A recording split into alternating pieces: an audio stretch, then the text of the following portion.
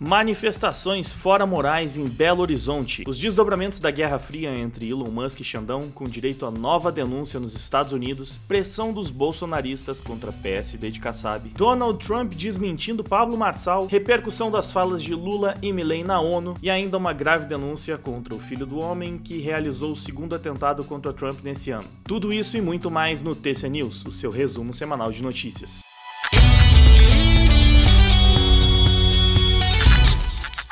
E começamos repercutindo as manifestações que lotaram a Praça da Liberdade para pressionar Pacheco a pautar impeachment de Moraes. Essas manifestações aconteceram no último domingo, dia 29. Uma das principais atrações foi esse boneco inflável gigante do Pacheco vestindo uma banana, segurando uma banana, com os dizeres: se não pautar, vamos caçar. A manifestação teve uma boa presença de público. BH foi escolhido justamente por ser o reduto eleitoral do Pacheco, então o objetivo é pressionar o presidente do Senado para que ele, enfim, paute o pedido de impeachment ao Alexandre de Moraes, e não é a única pressão que a direita vem fazendo para forçar o Pacheco a pautar o impeachment. Mais pra frente na cobertura de hoje a gente também vai ver a pressão que está sendo feita em cima do PSD, que é o partido do Pacheco. Mas antes disso, deixa eu atualizar você sobre a situação do X aqui no Brasil e os novos detalhes dessa treta entre Xandão e Elon Musk. Pois bem, como eu acredito que vocês tenham visto na cobertura passada, o Elon Musk acabou atendendo às exigências do Xandão para ver se assim ele conseguia fazer o Twitter voltar a funcionar aqui no Brasil. Então ele bloqueou os perfis que o Xandão tinha pedido, nomeou uma representante legal e a multa ele já tinha pago de forma forçada, porque o Xandão basicamente tinha confiscado esse dinheiro através de outras empresas do Elon Musk. Tudo certo pro retorno do Twitter, então? Na verdade,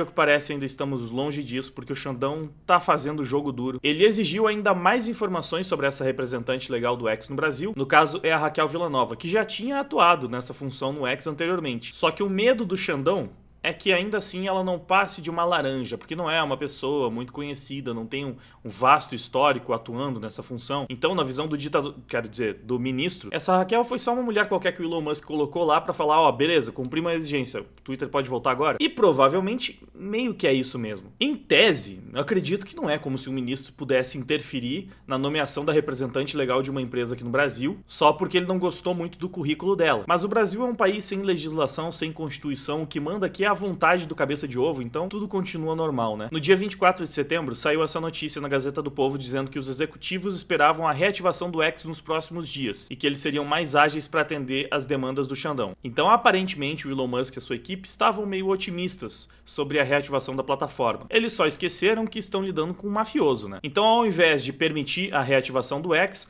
o Xandão decidiu dar mais uma multa de 10 milhões de reais e, para aliados próximos, segundo a CNN, o Xandão ainda disse que não tá com pressa em tomar uma decisão nova sobre o X. A plataforma já entregou toda a documentação, já tava tudo certo, só que o Xandão, ele tá querendo mostrar quem é que manda, que com ele você não pode brincar. Essa nova multa de 10 milhões seria por causa daquele dia em que o X voltou a funcionar. Na verdade, foi por menos de um dia, né? Por causa daquele serviço da Cloudflare que tinha mudado o IP do Twitter aqui na América Latina. Segundo o X, como eu também já mostrei pra vocês, não foi uma estratégia pra tentar burlar as decisões do Xandão, não. Eles só tinham contratado um novo serviço, como consequência, por um breve período, o X voltou a funcionar no Brasil, mas já foi encerrado novamente. Inclusive, o CEO da Cloudflare se pronunciou sobre isso. Ele contradisse o comunicado da Anatel sobre o bloqueio temporário do X no Brasil, porque ele negou envolvimento em medidas técnicas que levaram à suspensão ou até à restauração da rede social do Elon Musk no país. Olha só, segundo o CEO, a empresa dele não ajudou o X a restaurar temporariamente serviços no país. Ele disse que simplesmente fechou um acordo com o Elon Musk, que anteriormente utilizava o serviço de uma concorrente, e que, como consequência,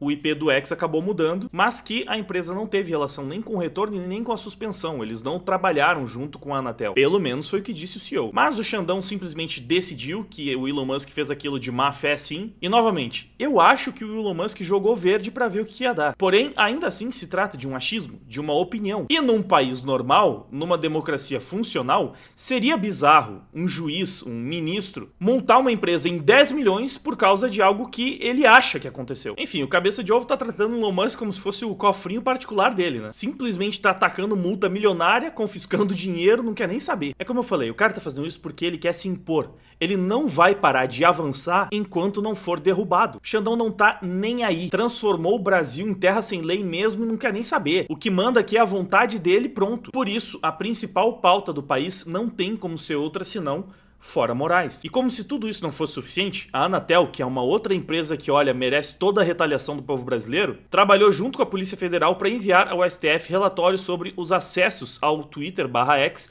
durante a suspensão. Agentes e técnicos trabalham para identificar usuários que entraram na rede social, apesar de ela estar inativa em território nacional. E vocês sabem por que eles estão fazendo isso, né? Eles querem identificar para conseguir selecionar algumas pessoas para aplicar a multa.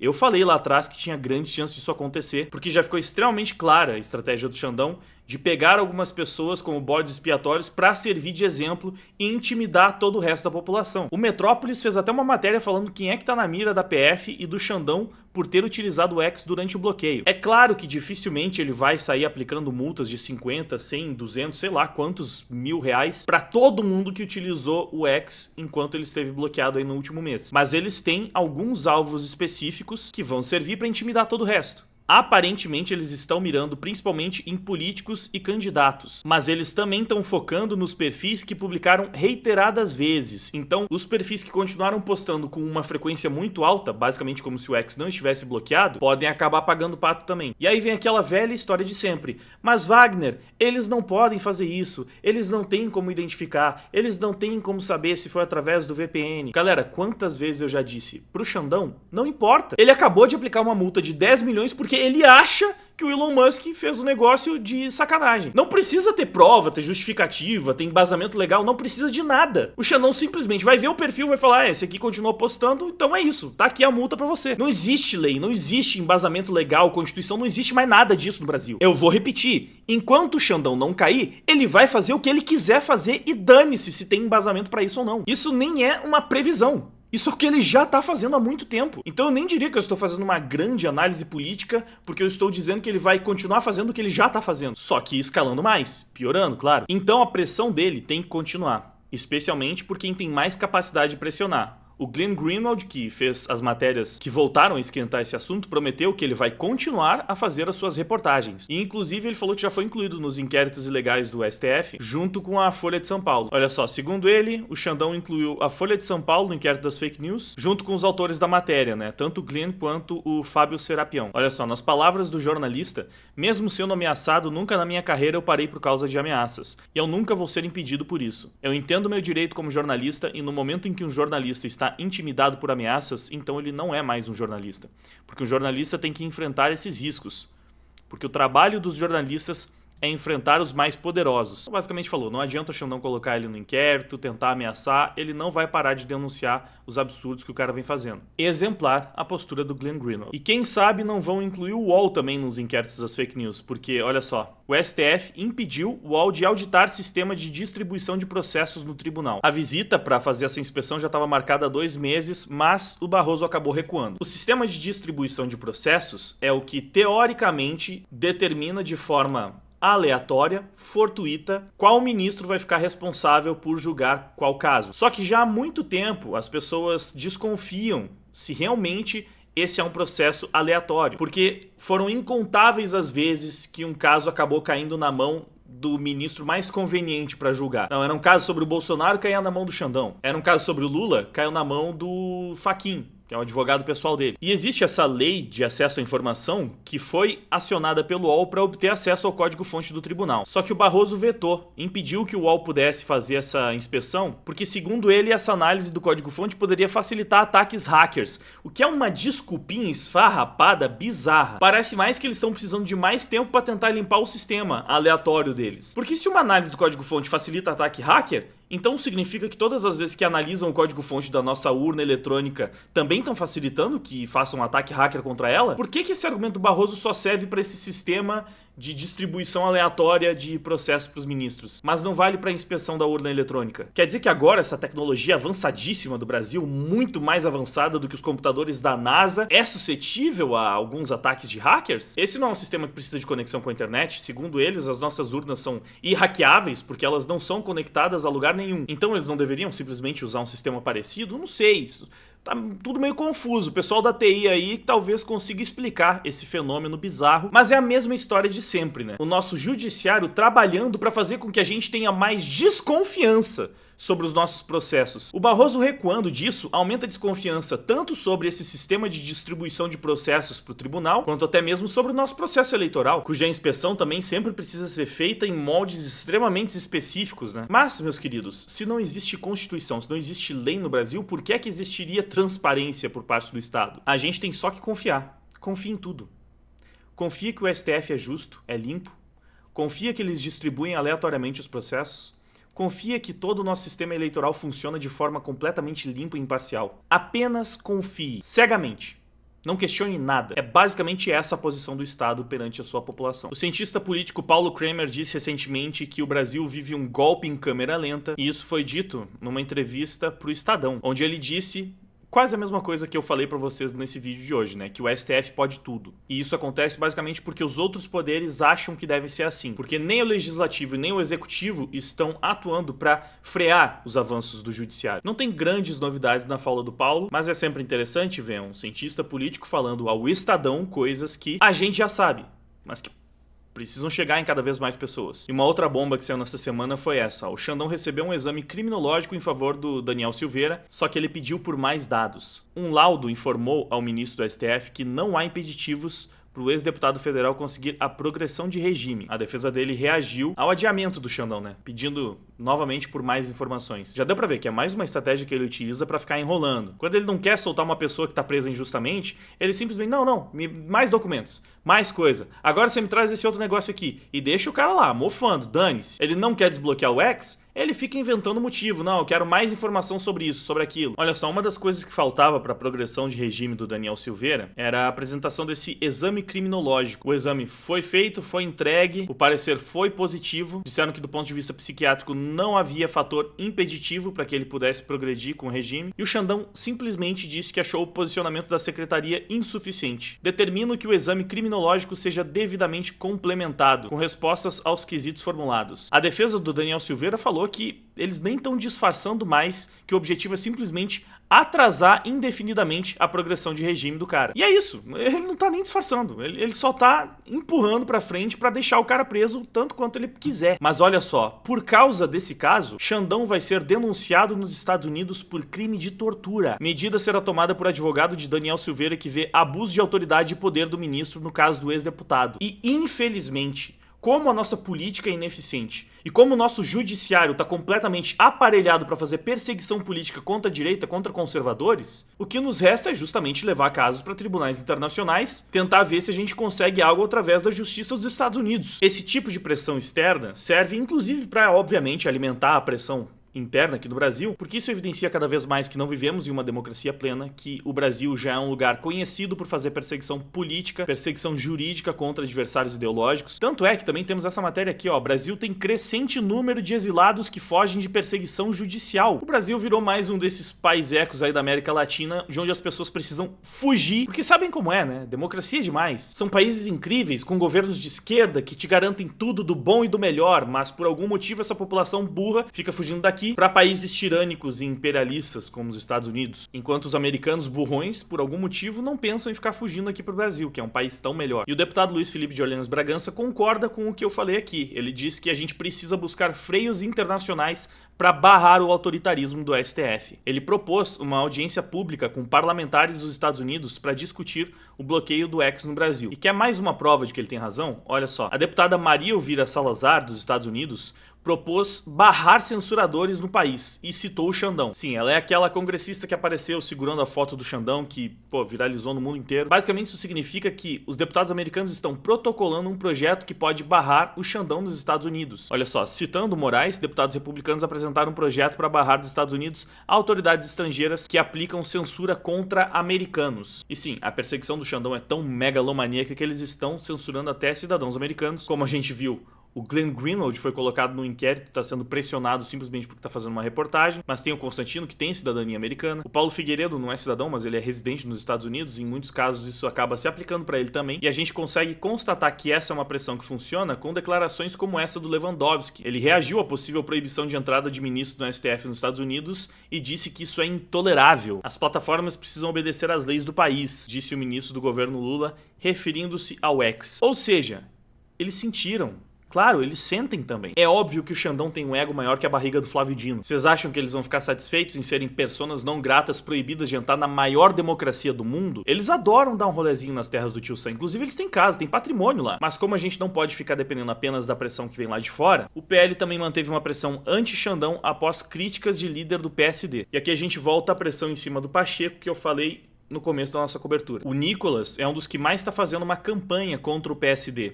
Ele acabou virando alvo de políticos do Centrão. O PSD é o partido comandado pelo Kassab e tem a maior bancada no Senado com 15 senadores em exercício. E desses, 10 senadores do partido ainda não quiseram se posicionar sobre o impeachment do Xandão. Por isso é tão importante pressionar o PSD, que inclusive também é o partido do presidente do Senado, o Pacheco. Os bolsonaristas estão propondo um boicote ao PSD. Se eles não pautarem o pedido de impeachment ao Xandão, se esses senadores não se posicionarem a favor do pedido de impeachment, a direita propõe não votar em políticos do PSD, além de também fazer pressão para caçar o Pacheco. Então, finalmente, a direita está usando a sua influência e o fato de que é a maioria no país para conseguir fazer valer a sua vontade popular. É interesse da maior parte dos brasileiros hoje tirar o Alexandre de Moraes do STF. Esses senadores, os partidos que estão se omitindo nesse momento, estão indo contra o interesse da população. Mas esses caras depois vão querer o seu voto da mesma maneira. E o PSD consegue muitos votos da direita. Inclusive, em muitos casos, eles fazem dobradinha com o PL, o partido do Bolsonaro. Por isso, essa é uma pressão que surte efeito contra eles. Porque a direita tem poder de eleger ou não políticos desse partido. E se eles não cederem à pressão da direita, o partido simplesmente vai derreter. Porque sem os nossos votos, eles não vão eleger quase ninguém. O Nicolas falou que o PSD é um dos maiores responsáveis pela continuidade das medidas abusivas do Poder Judiciário. Ele ainda relembrou vários casos que mostram um posicionamento questionável do partido e principalmente o silêncio em relação aos pedidos de impeachment do Xandão. O parlamentar ainda sugeriu o boicote aos candidatos do PSD, que estão concorrendo nessas eleições e são apoiados pelos senadores do partido. Palavras do Nicolas: não vote no candidato que está sendo apoiado por esses senadores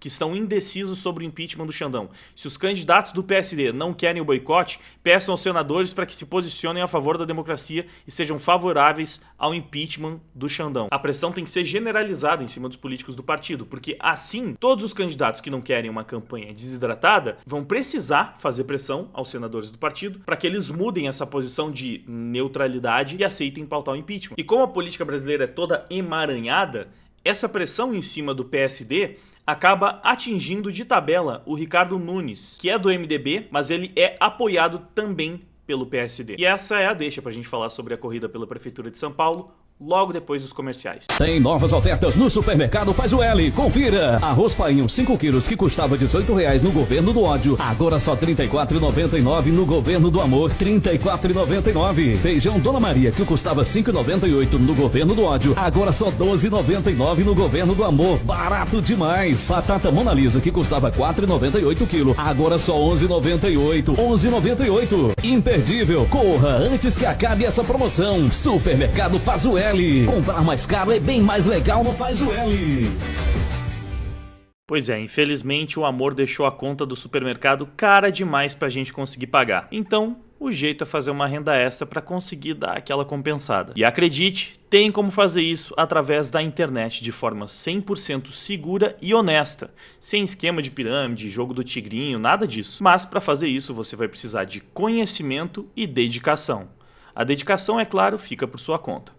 Mas o método para aprender a ganhar dinheiro com a internet fica por conta do meu parceiro Tom Dimas. Ele já ensinou milhares de pessoas a complementarem as suas rendas através da internet no conforto de suas casas e podendo escolher os melhores horários para trabalhar. E essa também pode ser a sua realidade, basta você clicar no link do comentário fixado para entrar em contato diretamente com o Tom e ainda ganhar um mini curso grátis de 4 aulas ensinando os primeiros passos para você começar a fazer dinheiro através da internet. Então, se você está precisando fazer 2, 3, 4 mil reais a mais aí para complementar a sua renda, é só chamar o Tom Dimas, porque como você sabe, a gente não tem como ficar dependendo do governo, né? Voltando então para falar sobre a corrida pela Prefeitura de São Paulo, os bolsonaristas estão fazendo essa campanha contra o PSD, como vocês já viram, o que gera um problema com o Ricardo Nunes, que é apoiado pelo partido. E esse é só mais um dos tantos elementos que fazem essa eleição tão imprevisível. Porque enquanto de um lado você tem o Ricardo Nunes apoiado pelo Bolsonaro, mas ao mesmo tempo aliado a um partido que tá em guerra com os bolsonaristas. Do outro lado você tem o Pablo Marçal, que vai crescendo em popularidade e em rejeição quase na mesma medida. Muita gente falou da cena que o Pablo Marçal sai de ambulância depois de ser atingido por uma cadeirada do Datena, falando, nossa, mas ele não era o cara que brigava com leões e que fazia alpinismo sem corda e todas aquelas coisas. Como que ele tomou uma cadeirada de um senhor de idade e foi parar numa ambulância? Pois bem, o próprio Marçal admitiu que o vídeo na ambulância foi pra fazer uma cena, o que é óbvio. É óbvio, né? Isso aqui é quase uma não notícia, porque todo mundo sabia disso. Mas é notícia pelo fato do cara admitir. Ele tava falando isso pra alguns apoiadores que filmaram, e esse vídeo foi obtido pela jornalista Raquel Landim do UOL. Então, aparentemente, não era pra ser uma declaração pública, mas a declaração vazada do Marçal foi a seguinte: eu não precisava daquela ambulância lá, eles queriam fazer uma cena, esse povo aí. Dava pra eu ir correndo pro hospital, dava. Não é insuportável. Só que aí tá o segredo. A cadeirada é o de menos do que a gente tá sofrendo com esses caras. Eu tomava mais 10 dessa por semana se for o caso, mas eu não arrego. Pra quem não é bobo e sabe ler a situação, eu dava conta de segurar aquela cadeira. Dava conta de agredir aquele cara, dava conta de tudo. Mas eu fiz questão de levar pra sentir mesmo, de verdade, pra mostrar. Esse período não é período de propostas. Aprenda a jogar. Esse é o período de mostrar quem as pessoas são. Eu já mostrei a minha pior versão e agora eu vou mostrar a boa. Sinceramente, não achei nada demais nessa fala. Todo mundo sabia que, sim, o cara é agredido num debate, ele vai fazer sensacionalismo em cima disso e tentar usar isso pra se promover. Agora, se vai funcionar, é outra história. Eu confesso pra vocês que eu tinha certeza que o episódio da cadeirada seria positivo pro Marçal. Porque eu sei que o brasileiro adora abraçar uma figura que ele entende como perseguida. Eu sei, talvez não seja o melhor exemplo, mas basta ver o que acontece do Big Brother. Sempre que tem um participante que tá sendo perseguido pelo resto da casa, ele é acolhido como o coitadinho, como a vítima e vira o favorito disparado. Foi assim com a Juliette, foi assim com o Arthur, foi assim com esse último que venceu aí, eu não lembro o nome dele. Até nas primeiras edições acontecia isso, então é uma constante. E o Pablo Marçal é o cara que tá tomando cadeirada, que tá sendo censurado, que tá sendo expulso do debate do Flow, que estão tentando caçar a candidatura. Ou seja, ele conseguiu reunir elementos pra vender essa ideia do cara que é o perseguido. Pelo menos é o que me parece. Só que ao mesmo tempo, ele é uma figura altamente polêmica e controversa. Ele dá as mitadas dele, que também funciona para uma boa parte do eleitorado, mas ele vai gerando uma antipatia, uma rejeição bizarra, assim, muito grande. O que não necessariamente é algo que exclui ele da disputa. Se você for parar para pensar, as principais figuras políticas do país, não só do Brasil, na verdade, nos Estados Unidos é a mesma coisa, elas sempre têm uma grande popularidade, mas uma rejeição bizarra. O Trump é super popular, mas ele também é o republicano mais rejeitado. O Bolsonaro é super popular, mas também é muito rejeitado. O próprio Lula hoje é muito mais rejeitado do que popular, mas já foi muito popular e muito rejeitado. No passado isso podia acontecer um pouco menos, mas num momento em que a política está mais polarizada do que nunca, é quase impossível, especialmente se você for de direita, crescer muito em popularidade sem ao mesmo tempo crescer muito em rejeição. A esquerda não tem o apoio de ninguém. Olha isso, cara. Boulos faz carreata esvaziada na zona leste de São Paulo.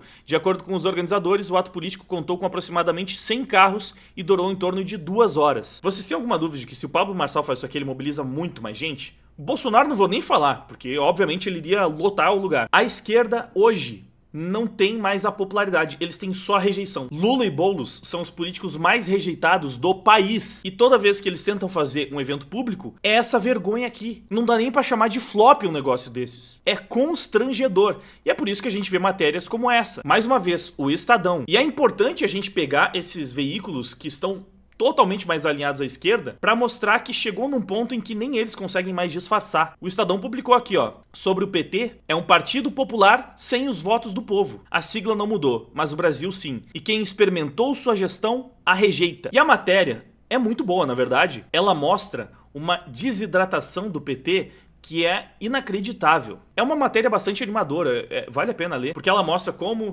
de 2014 em diante o PT só foi encolhendo. Tudo bem, o pessoal fala, olha só, a gente conseguiu, foi lá, tirou a Dilma, mas tá aí, o Lula voltou pro poder. Voltou, é claro, teve uma campanha massiva de destruição da imagem do Bolsonaro para tentar fazer o Lula conseguir vencer nesse vácuo, mas em pouco tempo, se é que a gente pode dizer que a própria eleição do Lula foi justa e representa a vontade do povo em algum momento que seja, o brasileiro já se arrependeu dessa decisão. E mesmo com a eleição do Lula, acho que vocês lembram, né, que o PT foi muito mal nas últimas eleições. E a projeção é para que o partido vá ainda pior nessa. Já em 2020 foi um desastre, ó, foram 0 capitais e 183 prefeituras. 71 a menos do que em 2016. Esse foi o pior desempenho do partido desde a redemocratização. Em 2012, o PT elegeu prefeitos em quase 1/3 dos 39 municípios da Grande São Paulo. Hoje ele não lidera em nenhum. No segundo ano do primeiro mandato do Lula, o PT tinha conseguido levar 9 capitais. E no total foram 411 prefeituras. Nessas eleições de 2024, eles têm candidatos competitivos em apenas 4 prefeituras, sendo que a expectativa é de que eles percam as 4. Até no Nordeste, o PT está desidratando. Esse mandato do Lula está servindo para apagar de uma vez por todas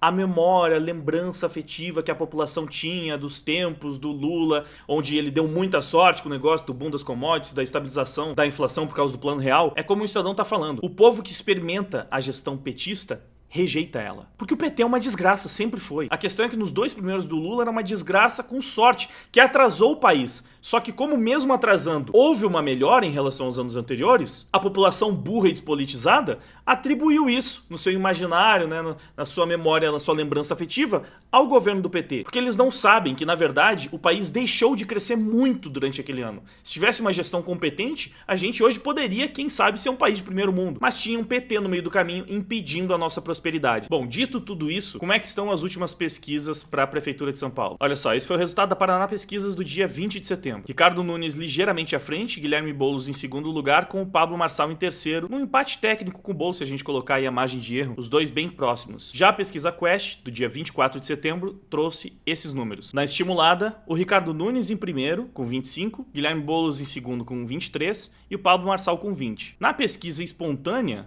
o Guilherme Boulos ia para primeiro lugar, e o Pablo Marçal ficava empatado com o Ricardo Nunes. Todos eles bem próximos, né? 14%, 16%. Ou seja, segue um cenário completo de imprevisibilidade. Eu já disse em outras edições do TC News, eu nem achava que tinha como o segundo turno ser entre Pablo Marçal e Ricardo Nunes, com Guilherme Boulos ficando de fora. Mas olha, hoje essa é uma possibilidade real. Essa disputa tá tão apertada que a gente não tem como saber nem qual vai ser a configuração do segundo turno, muito menos quem leva. Eu acho que quem for contra o Boulos vence. Eu sei que as pesquisas indicam que o Marçal perderia pro Boulos no segundo turno, mas eu não acredito nisso. Eu acho que hoje em dia pode ser que muita gente até fale que entre Boulos e Marçal eu nem votaria, ou ficam indecisos, mas eu acho que na hora do vamos ver, se realmente tem Boulos e Marçal disputando, o pessoal vai votar no Marçal de um jeito ou de outro para não deixar o Boulos ganhar. Inclusive, eu acho que as pessoas deveriam fazer isso, tá? Entre Marçal e o Nunes, eu não faço ideia de quem leva, mas eu sei que o Boulos não pode levar. Então, não importa se ele tiver contra o Nunes ou contra o Marçal, o paulista tem que votar em qualquer um dos dois contra o Boulos. E se por um acaso for Marçal e Nunes pro segundo turno, aí, meus queridos, eu não faço ideia. E eu nem vou pensar muito nisso, porque eu sequer sou paulista, não vou votar em nenhum dos dois. Mas se isso acontecesse, só o fato de deixar o Boulos de fora do segundo turno, eu acho que já seria uma coisa positiva. Porque esse cara é realmente, assim,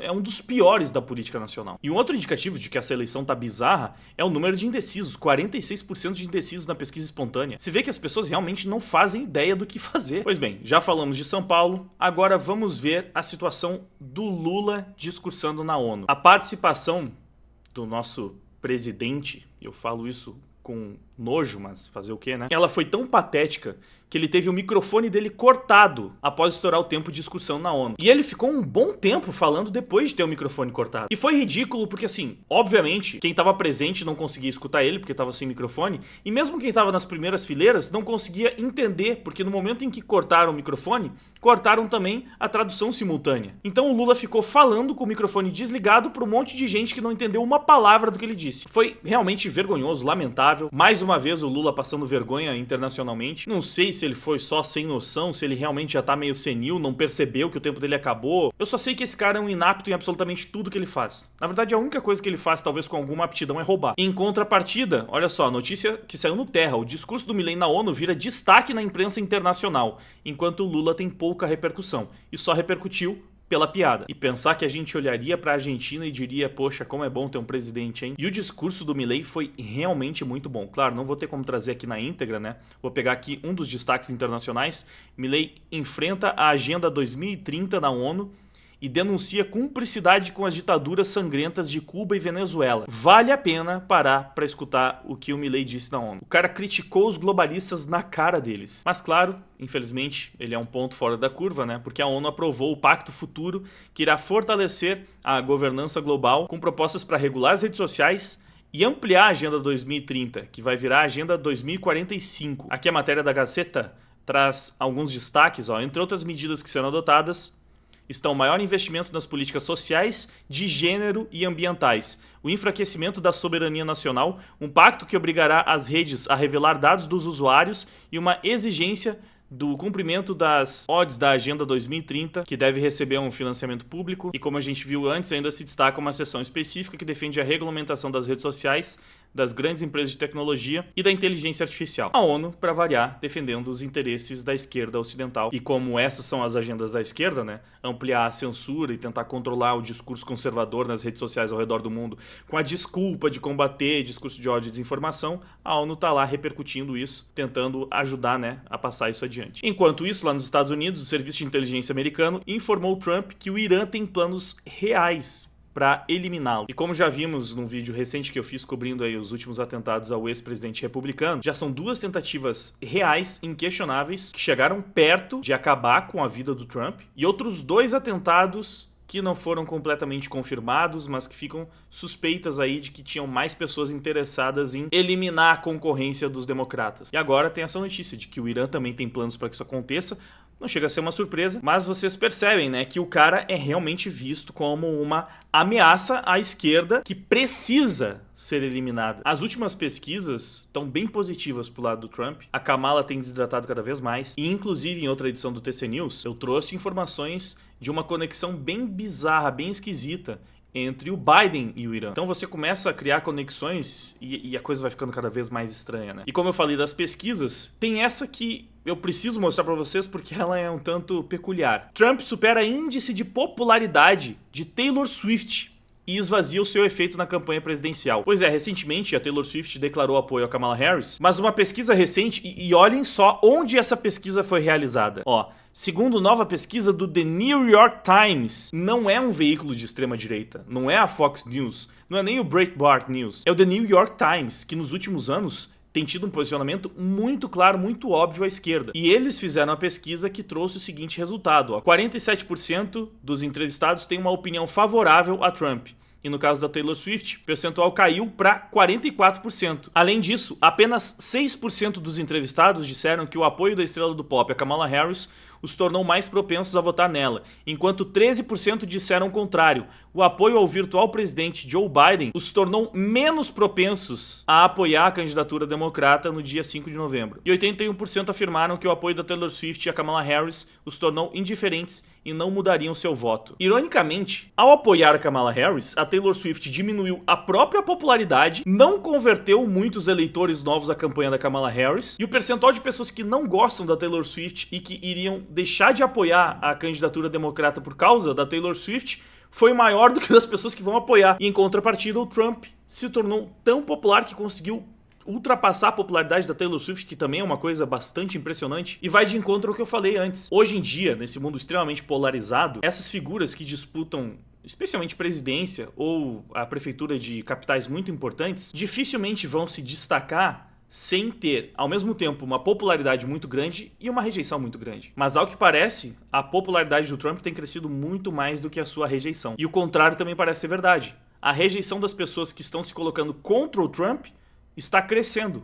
Provavelmente também por causa da popularidade do presidente, do ex-presidente. E possível próximo presidente dos Estados Unidos também. E já que falamos dos atentados, olha só essa notícia bombástica repercutida pelo Daily Wire. Agentes do FBI prenderam o filho do suposto assassino de Donald Trump por acusações de possuir conteúdo impróprio infantil. O material ilícito foi descoberto em 2 celulares localizados na propriedade dele. Segundo a reportagem, eram centenas de conteúdos de exposição indevida de menores de idade, e eu não tenho como não lembrar da fala desse arrombado que eu trouxe no vídeo cobrindo esse segundo atentado contra o Trump. Se você não viu em detalhes, o vídeo tá lá bem completinho, é só clicar no card ou na tela final ali e conferir os detalhes. Mas esse filho do cara que tentou matar o Trump tinha dito que o pai dele não era violento, era apenas uma pessoa que odiava Donald Trump como qualquer pessoa razoável também odeia. O pai dele é um cara que já foi preso por posse de arma de destruição em massa, já tinha sido preso também por posse de conteúdo roubado, algo assim, além de ser um malucão que tava querendo ir pra guerra da Ucrânia e que tentou matar um ex-presidente. Mas segundo o filho dele, tudo bem, é o filho dele, né? Ele é uma pessoa razoável que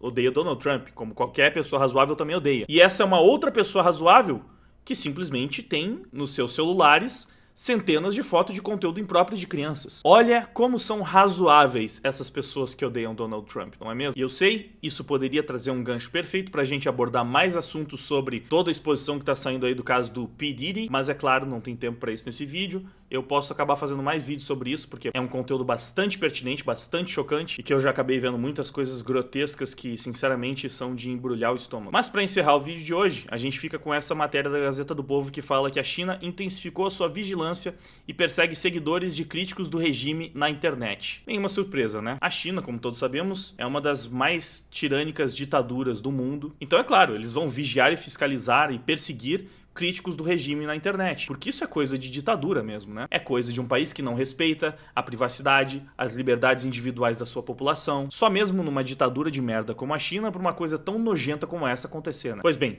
esse foi o seu resumo semanal, deixa o seu feedback aí embaixo nos comentários, muito obrigado pela audiência e a gente se vê no próximo vídeo, valeu! Tá tudo uma merda e tu pergunta o que aconteceu. Só posso responder que o culpado aqui nunca fui eu, mas pelo